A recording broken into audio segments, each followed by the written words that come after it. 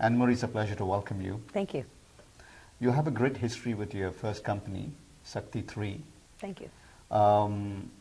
I heard you a little bit on the stage. You talked about how you saw the problem and the challenge with the battery. So why don't we talk about that, and then we'll go to your new venture. Sure. The question I had was, as an entrepreneur, obviously you're an academic, and I'll delve that into a little later.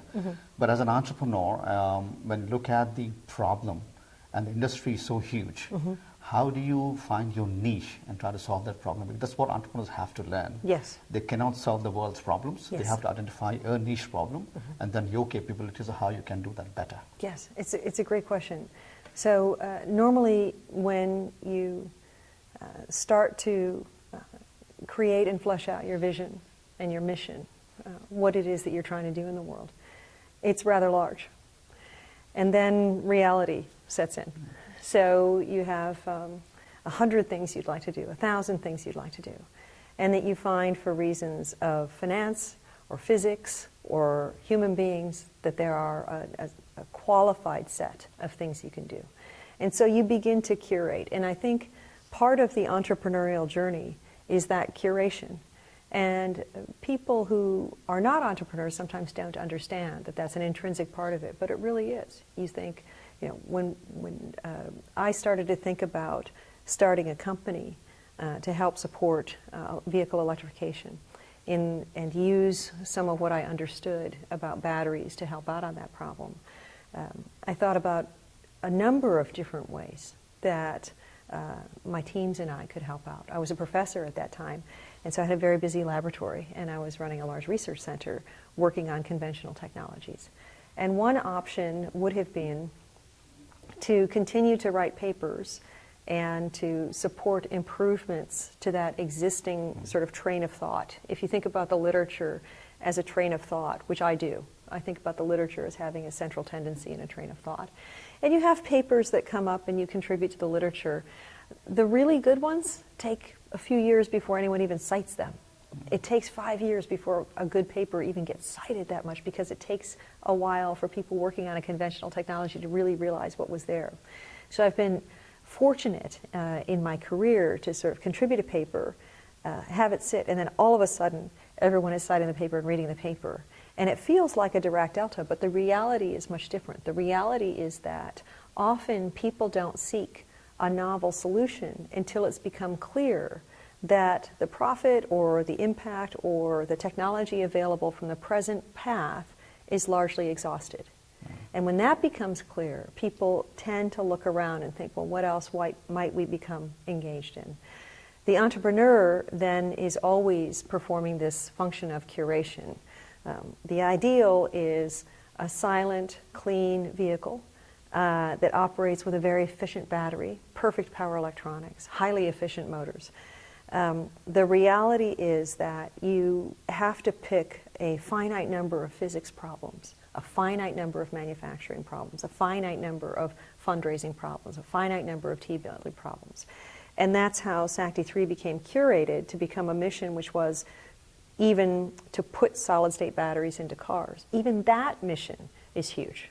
That mission requires changing the way that batteries are manufactured. Even before that, fundamentally discovering what the process path is to executing battery cells at a time scale and a cost that actually are plausible. And so, part of that process becomes writing patents and securing your IP and create value in the enterprise. Part of that problem becomes bringing people onto the team with very different expertise, often different than your own. Part of that becomes having things break and rebuilding them and learning to rebuild them and engaging with vendors.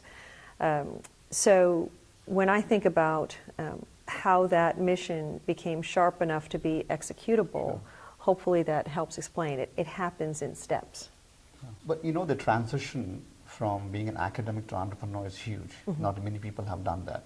A lot of academics actually are propellers for entrepreneurs. They mentor them, they encourage them, and then they guide them throughout the journey, but haven't seen them transition. So it will be good to learn, how did you get that opportunity and how do you take that mantle on and then move forward? I think that more and more we will see this. I think that a generation ago, there was this idea of the company person, that you join a company or an institution and you stay there for 30 years. And increasingly that's not true, not only in business, not only in industry, but also across sectors. We see business, government, academia, trading people at a much more frenetic, much more healthy pace, I think. I would say, as a high-level comment, they're very different.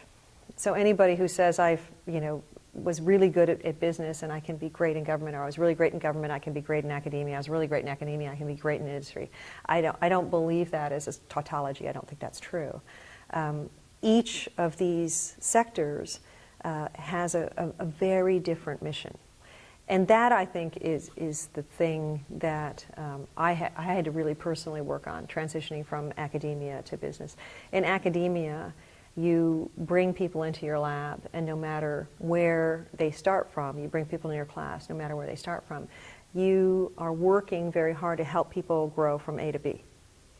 You're working, yes, on the technology, yes, on the material in your class, yes, on the research, but you're also very directly working to build people.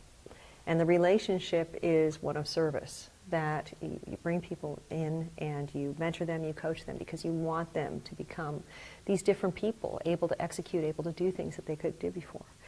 In industry, you're focused on the enterprise. Some people will contribute to that, some people will not. Some technologies will contribute, some technologies will not. You don't have the luxury of saying, I like this particular math. I'd like to sit under a tree and write another math paper, which I have a tendency to do. So you might say, well, that's very pleasurable, and I might want to look at that because I think that's very interesting, and I could contribute a paper, and there are other people who find that kind of work interesting. But capitalism is a little bit harsher critic than academia. And the marketplace determines what is plausible to work on, in addition to what is interesting to work on. So you have to accept certain constraints. On the other hand, you can realize things that you can't often realize in a university setting. So you can buy big equipment, you can create larger laboratories. The kind of funding that goes into a university laboratory, even a big center. I ran two research centers when I was a professor, and they're dwarfed in scale of what you can do at a technology startup, just your ability to execute. So, if that makes sense, thinking about sort of putting on a different mantle and understanding that you come to work with a different purpose every day, I think is very important. In government, and we partner with government, and we did partner with government, the idea is to do all of your work in the public good. And so whatever you do, it may not be the most technologically advanced thing. It may not be the most efficient thing. In fact, your purpose is not always to do the most efficient thing. Your job is to do what's best in society's interests. And often in the near term, that is inefficient. So again, these transitions among sectors really require recalibrations, whether they're conscious or unconscious. And I think when you watch people go through these transitions, it's interesting. Over a period of time, as someone has moved from one sector to another, they talk differently, they think differently, and sometimes, if you're lucky, you can hear people talk about how some of those decisions have been conscious, which is very helpful knowledge to people who might want to move around a little bit. Finally, we come to your current company. Mm-hmm. This is right up your alley, Mm-hmm. which is education. This has been going on for the last 7-8 years. Mm-hmm. MOOCs was one of Yes. the first, Mm-hmm. Initiative to move into this direction. How are you different than other companies, and there are a ton of them who are pursuing the same path? I love it. I love that the workspace in the mind space is so lively. I love that there are all of these different models and solutions. We very specifically believe that a huge, important economic differentiator, a huge, important cultural differentiator is getting that college degree. I personally don't believe that college should be reserved for a few. I like to tell people there is no reason that a plumber shouldn't read a poem, an electrician shouldn't read literature, a wallpaper hanger, a painter, a steel worker, like my great-grandfathers were, shouldn't know statistics. In fact, it's incredibly important that they do.